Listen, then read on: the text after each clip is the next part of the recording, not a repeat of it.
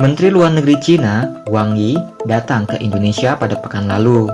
Kunjungannya tidak hanya membawa agenda politik, tapi juga kerjasama ekonomi. Terkait kereta cepat Jakarta-Surabaya, kedua negara sepakat untuk segera membentuk tim. Namun, proses pembangunannya tidak mungkin terjadi di masa pemerintahan Jokowi yang akan berakhir Oktober ini. Dalam membina hubungan dengan Indonesia, China masih menekankan pada kerjasama ekonomi yang memang merupakan keunggulan yang bisa ditawarkan mereka. Meskipun pada kunjungan Wang Yi kali ini terdapat usaha untuk memperluas hubungan tersebut, seperti dengan berbagi pandangan yang sama soal isu kemerdekaan Palestina dan konflik Iran-Israel. Namun sepertinya Indonesia lebih antusias untuk memperdalam kerjasama ekonomi dibanding politik. Hal ini dapat dilihat dari dialog tingkat tinggi dan mekanisme kerjasama keempat Indonesia-China di Labuan Bajo pada Jumat 18 April 2024. Usai pertemuan, pemimpin delegasi Indonesia, Menko Marves Luhut Binsar Panjaitan, mengungkap bahasan pertemuan seperti kelanjutan proyek kereta cepat, penanaman padi di kawasan Food Estate Kalimantan Tengah, pengembangan Taman Sains dan Teknologi Herbal di Toba, pembangunan Pelabuhan Kuala Tanjung di Sumatera Utara, dan rencana investasi petrokimia di Kalimantan Utara.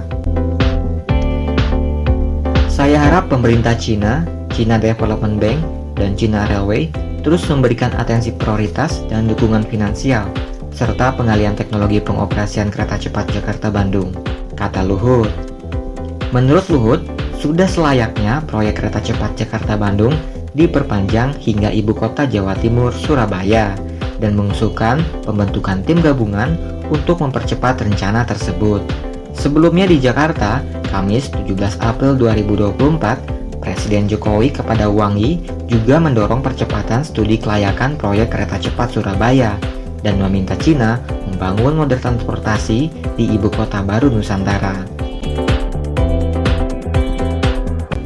Sementara itu, Konsorsium Kereta Cepat Indonesia-Cina atau KCIC mengatakan pada bulan Januari lalu bahwa mereka mempertimbangkan untuk memperluas jalur ke Yogyakarta terlebih dahulu sebelum ke Surabaya, meskipun belum ada keputusan resmi terkait hal ini.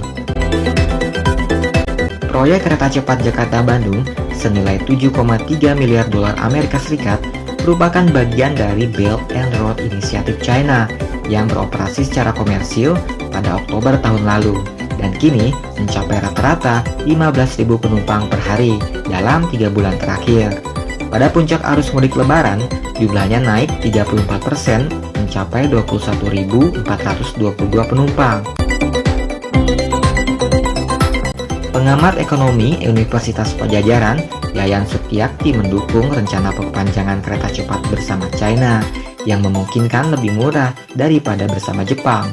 Menurutnya, rencana itu untuk menutupi kerugian, meskipun ia mengakui proyek tahap kedua bakal menelan biaya jauh lebih besar ketimbang sebelumnya. Untuk menutup kerugian proyek Bandung, memang harus diekspan ke travel time yang minimal 3 jam perjalanan untuk kasus kereta api cepat atau kisaran jarak 400 hingga 500 km. Ujar pengamat ekonomi Universitas Padjadjaran, Yayan Sutyakti. Dalam perspektif bisnis, memang proyek kereta cepat Surabaya penting direalisasikan. Tetapi, jika mempertimbangkan APBN, akan besar juga pengorbanannya. Karena multiplier efek dari kereta secanggih ini lebih lama dari tol, yakni minimal 25 hingga 35 tahun. Maka, masa depan proyek ini sesungguhnya akan berada di tangan pemerintahan baru Prabowo Subianto yang telah berjanji kepada Presiden Cina Xi Jinping untuk melanjutkan kebijakan pemerintahan Jokowi. Dalam kunjungannya pekan lalu, Wang Yi juga menggelar pertemuan dengan Prabowo yang berlangsung secara tertutup sekitar 1 jam. Sayangnya, keduanya tidak memberikan pernyataan apapun usai pertemuan.